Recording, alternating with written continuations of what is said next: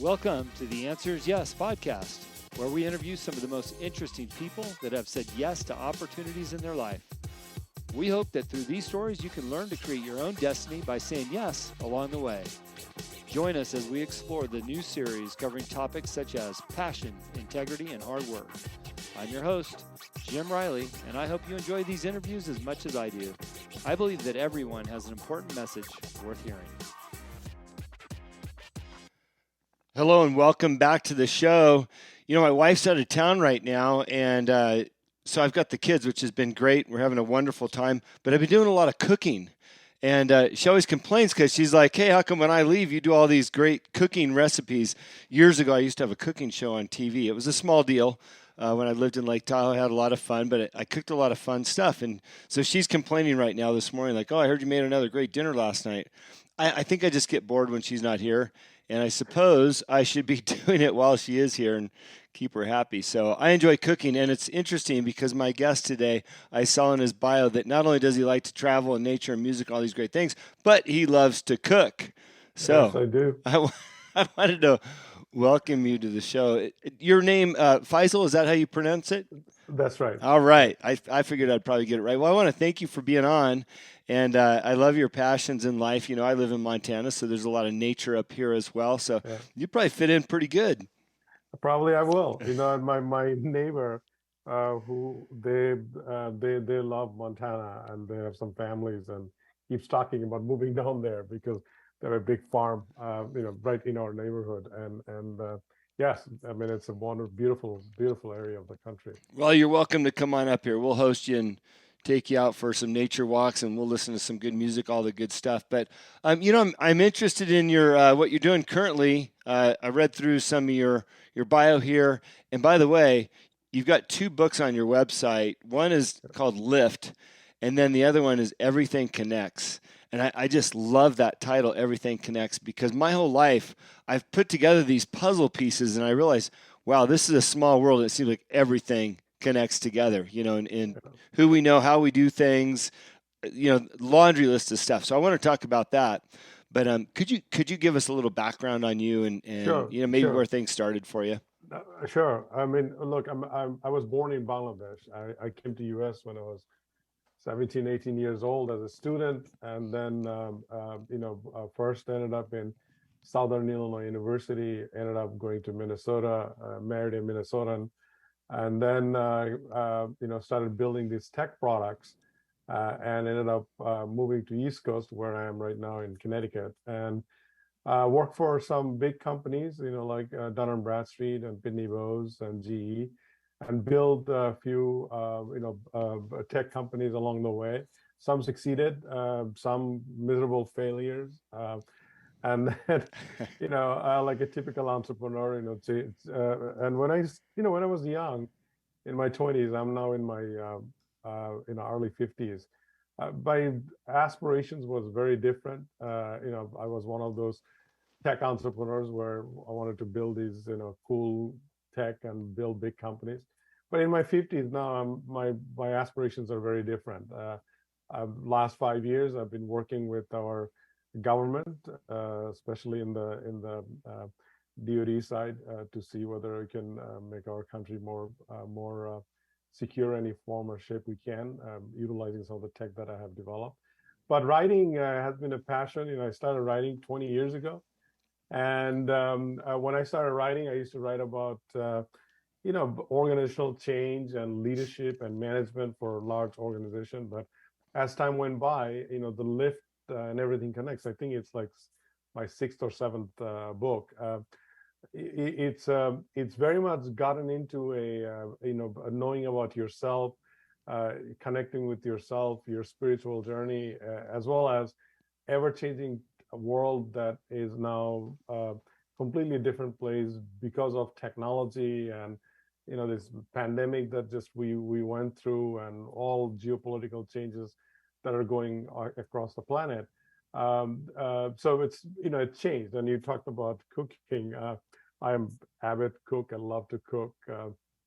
It kind of grounds me, and then I find very a mindful and holistic way of looking at things. It allows me to connect the dots while I take care of my family. Yeah. So that's kind of my background and what I do these days. Our show's a lot about personal and professional growth and development, and I know that that's something that you're big on and what your company does. Um, I'm particularly interested in why people have so many buts, B-U-T apostrophe S, and excuses. Maybe you can touch on that a little bit in your experience of, how you get people through some of that. Sure. Look, one of the reason so Everything Connects, just to give you a little background on those two books, since it piqued your interest. I wrote Everything Connects about 6, 7 years ago. I was sitting in a airport after a long travel, and I kind of looked at, like, how do you discover yourself, and then how do you take that discovery and connects with rest of the world, and then try to create some value. And the value, I don't mean by financial value. It could be an impact on the community. It could be building a company or serving our government, whatever the case may be, right? So then I didn't write anything for a while, and then 18 months ago, my publicist says, so many things have changed. You must have some new things to say. Why don't you write a book? So I said, well, it's such a gloom and doom, world everywhere you look, and everybody, in a kind of like this collective funk. If I write something, I want to write something uplifting, and that's where lift came about. So I tried to look at, and the positive things that you can discover in the midst of adversity and midst of changes where you don't feel like changing, where you don't think you have options, when you don't think that there is light at the end of the tunnel. And like everybody else, we've gone through family losses, health issues. I have had issues with my child's health, my mother's health, not being able to visit older, relatives in nursing home. It's a very gloom and doom pictures as we went through, right? So it was kind of crazy. So what I try to do is I kind of that turning but, you can say, well, look, things are really bad, but here's the opportunity versus not, but, well, I can't do this because of 1,000 different reasons. Or I can't come up with a new business because everything is shut down. Well, I can, I'm just sitting home. What am I going to do? Well, I can't really go to this great restaurant because, things are shut down. Well, you can cook at home. You can come up with a new business idea. You can sit there and write. You can walk in the nature. Nobody's holding you back on doing any of this stuff, right? So I try to portray that positivity, and both, from a data and technical sense, but also from a very human sense, right? So there's tons of business opportunities. There is tons of professional and financial opportunities, but there's also a lot of personal, improvement and personal activities that you can take on to make yourself better. You made a really good point there, and I think it's so simple. We don't think about it, and that is, like you said, you could be in your home doom and gloom because of what's going on around, but you could also get up and go outside and just take a walk in nature. It's free. Yeah. Certainly you live near a park or something of beauty that you can get outside and enjoy regardless of the weather. And what happens in those moments is that you start to think to yourself, hey, I could do this or I could do that. And if you allow yourself to be open to the ideas that, you're thinking about as you're going through this beautiful walk, your whole mentality can change just by one nature walk. It sounds so simple and it's free. It is, and and it's so true. And if you mentioned everything connects. One of the things we looked at, we looked at a lot of these philosophical tenet of what allows you to connect. So we studied Da Vinci, and Da Vinci, as you know, was a phenomenal inventor, architect, painter. And he used to repeatedly take these nature walk, as you say it, and observe patterns in nature and then apply that in his invention. So as an example, you would look at the patterns of how bird flies, and that allowed him to come up with the flying object that he wanted to create. And imagine those days, this is pre airplane, and he was trying to come up with a flying machine that will allow you to fly, right? So So when you do those kind of, that is an example of being observant and mindful about, that allows you not just to connect yourself, but also connects to your surrounding, and maybe you can learn something. Mm-hmm. And it allows you to rediscover who you are and what you want to do, and however you want to impact the globe, or your local community. It doesn't even have to, not all of us have to go and change the globe. Yeah. We can change our, like the nearest vicinity that whatever we're trying to do. It's amazing. I've lived in Montana for a while now, of course, through the pandemic, obviously. But, there's so much to do and so many ways to connect. And when I say connect, I'm thinking in all sense of the word, whether that's business or pleasure, personal, etc., personal development. There's so many things that you can do in your own community. Like you said, you don't have to travel the world. You don't even have to leave your city. But if you just reach out outside of your comfort zone and start looking for opportunities to meet people, it's amazing the things that you will discover and the relationships that you will build from just a basic community event. For sure, and as much as we think we have so much differences, between people and culture, but there is a common tenet. It's called humanity, right? I mean, we all bleed the same way. We feel the same way. We all try to survive. We all try to, take care of our family. So there is that common tenet. So when and empathy comes from that, right? So when you put somebody else at the same level as you are, that's when it makes a big difference, right? You look at things very differently. Yeah, yeah, absolutely. You talked a little bit about the pandemic. It's hard not to in any business conversation because it's affected us one way or another. But there's a transformation that a lot of us have had to make Yeah. going through, and then on the other side of that, can you talk about transformation? I know it's one of your topics that you like to talk Sure. about, and it's so important. For sure, and the way you can look at transformation is, there's personal transformation, there's organizational transformation, there's business transformation, etc. So the way I look at transformation is that it has to start with you, right? So the way you transform yourself is that you really have to look at, how is it that where you are standing right now allows you to portray the world from what that allows that makes you add some value and inspire you to add some value, and what is that, and then how does that connect with other people. So the definition of transformational leadership is somebody who can inspire, influence, and lead with empathy so that you can connect with other folks. So that's number one. So, and this applies directly in business. So you saw that how you talk about the what has happened during the pandemic. Like, for example, you looked at all these restaurants, right? Some went out of business because they just couldn't come up with a model that allowed them to go beyond just serving in their premise, right? But the other people have come up with dishes and packaging that transported very effectively, and their business just boomed, right? And they took advantage of technology, like all those delivery apps and services, right? And it boomed. So, and most of them, if you talk to them, which I mean, you love to cook, so I'm sure you talk to these folks. I do as well. I mean, they looked at it. Okay, well, everybody got to eat, and I have this specialty. So why not give them that in a way that they can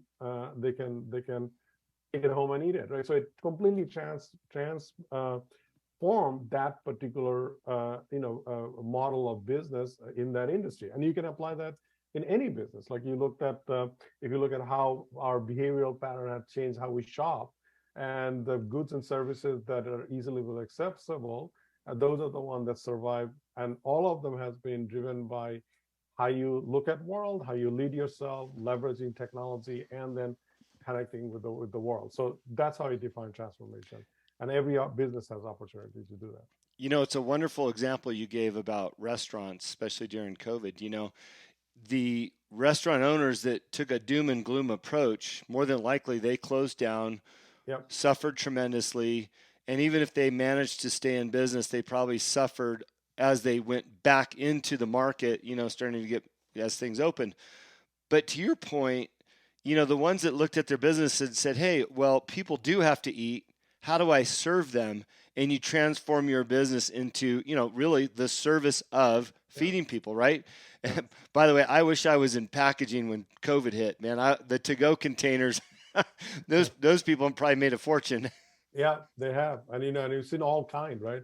From those heat absorbent to chills. I mean, you've seen all kind. That's Yeah, fascinating. But the necessity is the mother of invention, right? There's a reason that particular phrase is so appropriate, right? So when you need to do something, you'll find a way. yeah, Life finds a way, yeah. and you have to look at it from that point of view. Yeah, it's interesting. I saw a quote from Grant Cardone. He's a real estate mogul, Mr. 10X. And basically, he was talking about his morning routine. He says, when I get up, I always say out loud a very lofty goal, and so maybe as an example for Grant, it's like, I want to make $10 million this month, right?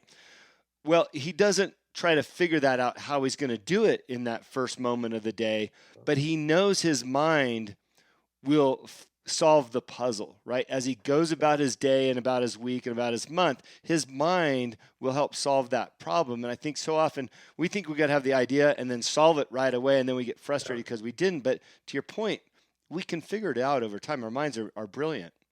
Absolutely, there's a line in Everything Connects that I said, your intention is your destiny, right? Because when you throw out that intention out to the universe, to yourself and to the universe, it will more than likely help you to get there.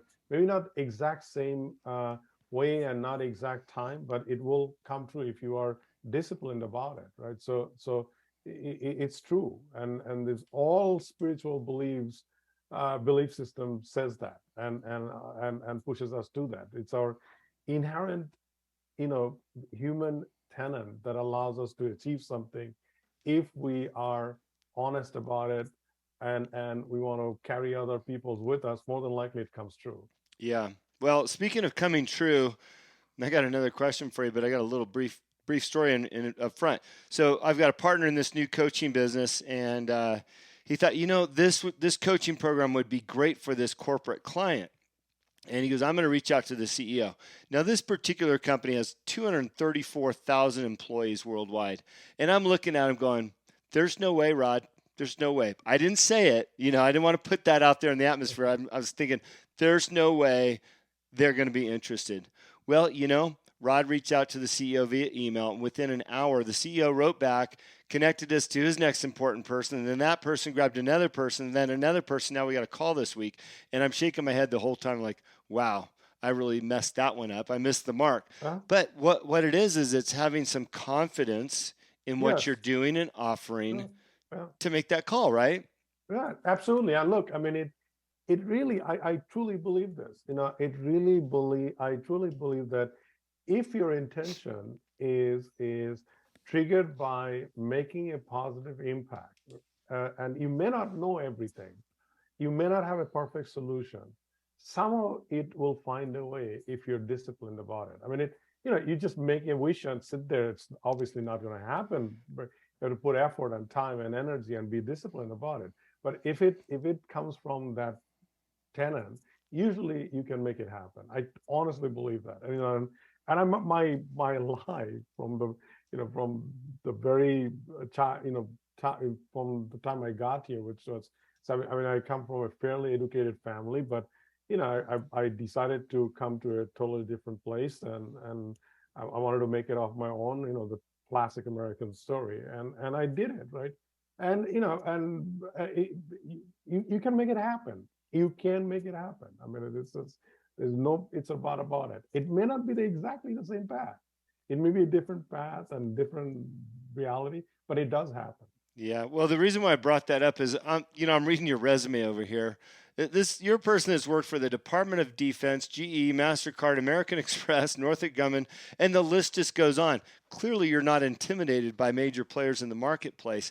How and it would be too much to go through each one, but how is it that you've approached some of these companies, or were able to work with some of these major companies that we all know in the world? So I mean, the way I looked at it, and I had this advantage, when I started my career in those large companies. I worked there for 3-4 years, and I wanted to learn how these companies really work or doesn't work. And there are a lot of dysfunctional, leaders and organizations and whatnot.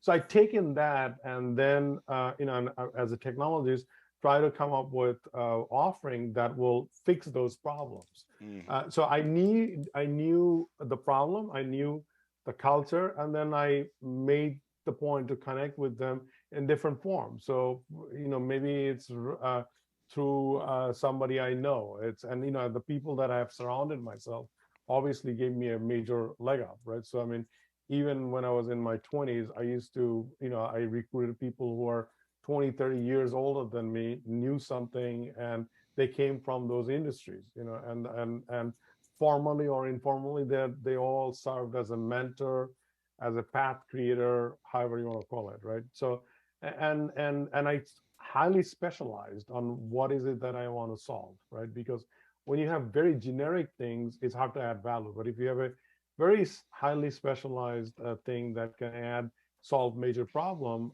it really doesn't matter. People will listen to you because everybody needs to solve problems, right? So, and the more you do it, more credibility you build, and it goes on.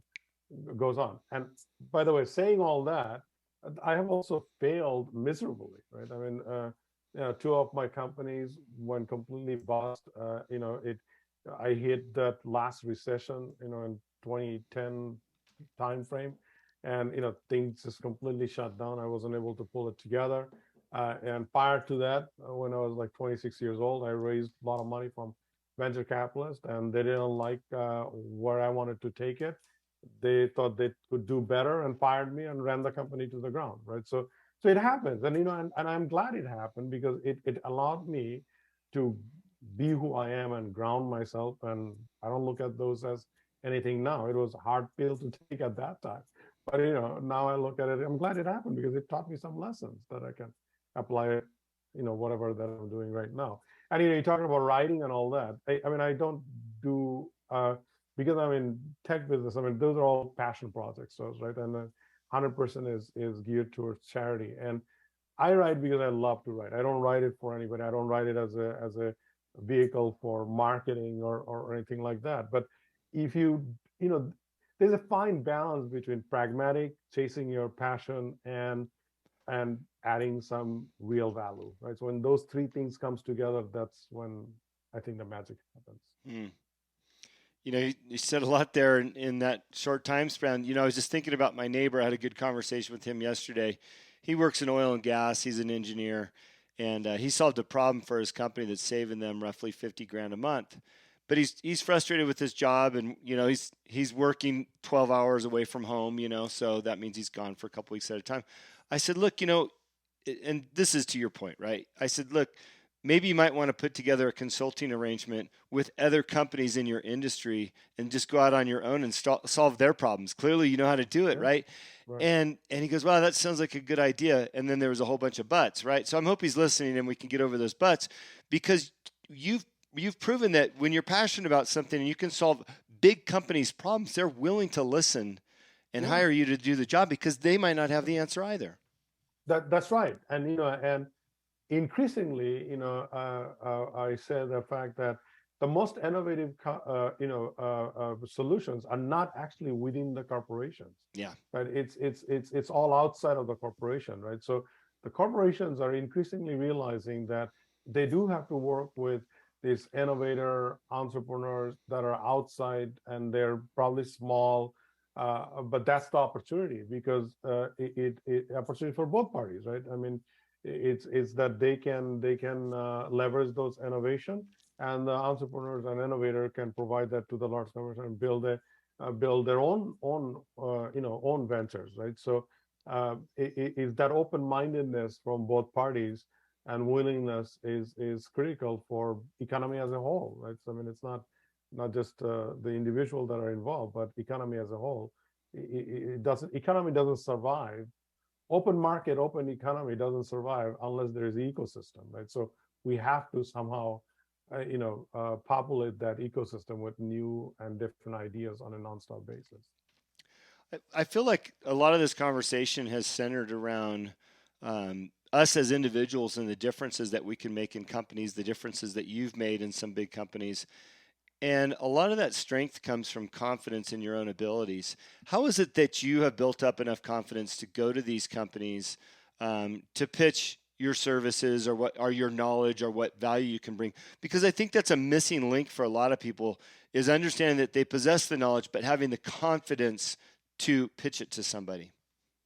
Yeah, I think it really comes from your domain knowledge or domain expertise. Meaning, that starts with there. If you're really confident that you know what you're talking about and the solution that you're coming up with can add value, it starts there. But beyond that, you have to work with other people that has done that before, because you can't. And you can do a lot of studies, you can read books, you can read pitch, but there's nothing like experiential learning, right? So you have to experience it either through somebody else's eyes, or you have to, they call the pound the pavement, right? So you Yeah. got to go and start talking to people, and each interaction you're going to learn something, and you're going to improve upon it. Typically what happens with a lot of entrepreneurial types is that when they hear no, immediately, a chip goes on their shoulder, and they said, oh, these guys don't know what they're talking about. Actually, they do know what they're talking about. They want to work with you, and you have to look at it that way. But maybe the way you are proposing it is not something they can consume for whatever reason. Pricing, your credibility, their credibility, all of that. So you have to come up with that common ground and let your chip on the shoulder melt away and work with that open mind. You have to. So that's when I say empathetical. You have to have empathy for the person who's telling you no. You Yeah. have to look at from that person's point of view. But that helps tremendously. And the last part is that you'll have 10 no's, but maybe you'll have one yes, and that is your starting point. I've lived a life teaching people to pound the pavement because there's no substitute for doing that. Getting out, meeting people, being in the market, whatever that market is for you and your niche. And if you're an online person, then be online and be in the markets where you can build your business, because there's so many people that don't want to do the footwork to have that success. And you've just exemplified that. Hey, look, there's no substitute for hard work, period. You may have talent, but hard work will overshadow the talent any day of any day, any week, any year. There's absolutely no substitute for hard work. Yeah. I find it interesting when I get on a podcast with people like yourself. You're so full of knowledge. And the first few minutes, we're getting to know each other on the show. Then all of a sudden, it just drops off like a waterfall. And I realize, wow, we're closing in on 30 minutes already. I don't know where the time went. I love, like I said, the titles of your books. I love what you stand for. Where can people learn more about you? I'm assuming these books are on Amazon. I think I see the logo there. They can pick them up on Amazon. Where can they find you? Anywhere. I mean, I was actually in Houston yesterday. It's everywhere in airports. It's everywhere in any bookstore you can get it. And if you want to know about me, you can Google my name, but you can also go to my website, and all the information is on my website, which is faisalhoque.com. I will put that in our show notes. And I just really appreciate your perspective and the knowledge that you're bringing to us. I look forward to reading both those books. We came out of a tough time, and I would imagine times are going to continue to get tough or tougher. And to look at the other direction, lift. What is going to uplift people? What are going to make it feel? What's going to give us that feel good? And I think good old fashioned hard work makes me feel good. So I don't know about everybody else, but I just like to get out there and make a difference. Absolutely, my last word is that you can't lift others if you can't lift yourself. Yeah. First, you have to lift yourself, then you can lift others. I love that. I was just going to ask you if you had any last words, so I appreciate that. Thank you for being on our show. Thank you for your time today, and just offer you continued success. Thank you so much. Thank you for listening to today's show. It is my pleasure and honor to interview all of the guests that have been on the Answer is Yes podcast. If you have enjoyed the show, please go on iTunes and subscribe, give a rating, or simply tell a friend about the show. We also believe in the message of our guests and the positive influence of their stories. As my own mentor and coach, David Meltzer, has taught me, Spend some time every day thinking and writing about the things in your own life that you have more than enough of. You will find out how blessed we really are. Please visit my website, livelifedriven.com, for the latest updates about me and what I'm doing. Plus, I post a monthly blog about the many topics on this show. This podcast can also be found there. As I learned early on in life, what you believe is what you will achieve. Thanks, Mark Victor Hansen, and thank you, and have a great week.